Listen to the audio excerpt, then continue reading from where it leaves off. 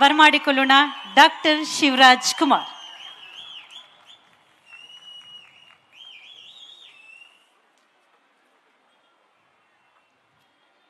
ವೇದಿಕೆ ಮೇಲಿರೋ ಗಣ್ಯರೇ ಹಾಗೂ ಕನ್ನಡ ಕಲಾಭಿಮಾನಿಗಳು ಎಲ್ರಿಗೂ ನಮಸ್ಕಾರ.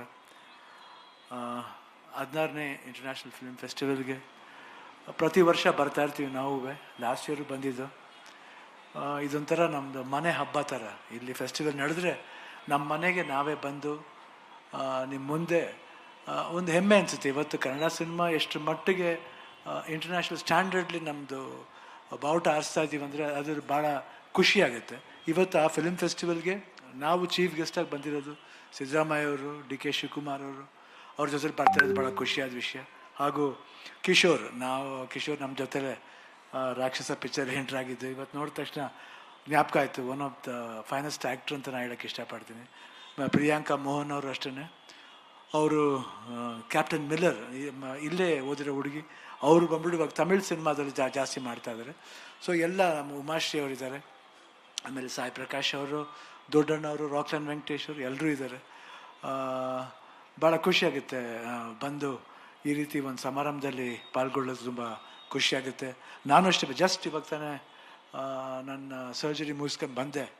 ನಿಮ್ಮ ಈ ಪ್ರೀತಿ ವಿಶ್ವಾಸ ನಾನು ಯಾವತ್ತೂ ಮರೆಯಲ್ಲ.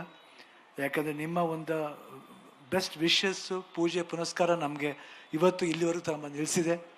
ನಾನು ಯಾವತ್ತೂ ನಿಮ್ಮ ಈ ಪ್ರೀತಿ ವಿಶ್ವಾಸ ಮರೆಯಲ್ಲ. ಇನ್ನೇನು ನಾಳೆದಿಂದ ಶೂಟಿಂಗ್ ಶುರು ಮಾಡ್ತಾಯಿದ್ದೀನಿ.